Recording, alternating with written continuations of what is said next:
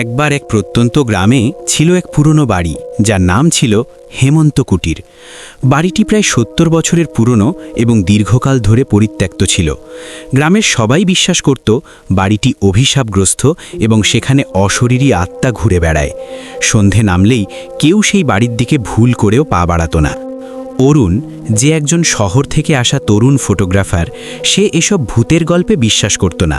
সে challenge ভালোবাসত এবং সেই রহস্যময় বাড়িটির ছবি তোলার সিদ্ধান্ত নিল। এক অমাবস্যার রাতে অরুণ তার ক্যামেরা এবং একটি টর্চ নিয়ে হেমন্ত কুটিরের সামনে গিয়ে দাঁড়ালো।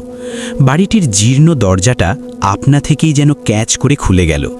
ভেতরে ঢুকতেই একটা স্যাঁতসেঁতে পুরনো গন্ধ তার নাকে এলো। সে ধীরে ধীরে সিঁড়ি বেয়ে দোতলায় উঠল।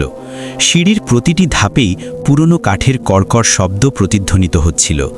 দোতলায় পৌঁছতেই সে দেখল একটি ঘরে অদ্ভুত শীতলতা।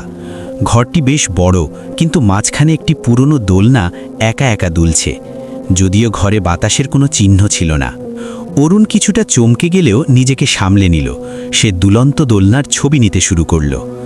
হঠাৎ তার কানের কাছে ফিসফিস করে কেউ যেন ডাকল, যাও, চলে যাও। অরুণ দ্রুত পিছনে ফিরল, কিন্তু কাউকেই দেখতে পেল না। তার শরীর হিম হয়ে এলো। সে বুঝতে পারল এটা শুধু মনের ভুল নয়। টর্চের আলোয় সে দেখল মেঝেতে কিছু পুরনো খেলার জিনিস ছড়িয়ে ছিটিয়ে আছে।